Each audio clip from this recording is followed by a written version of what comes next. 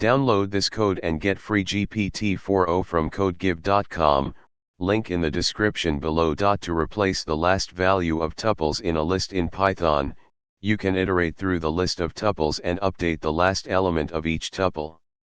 Tuples are immutable, so you will need to create new tuples with the updated values.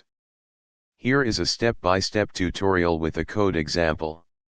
Step 1. Define a list of tuples with some sample data. Step 2. Iterate through the list of tuples.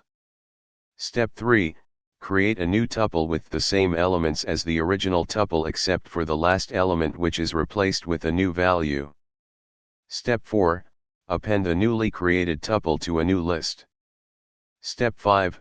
Finally, replace the original list with the newly created list. Here's the code example. In this example, we replace the last element of each tuple in the list with the value 99. You can replace it with any value you want.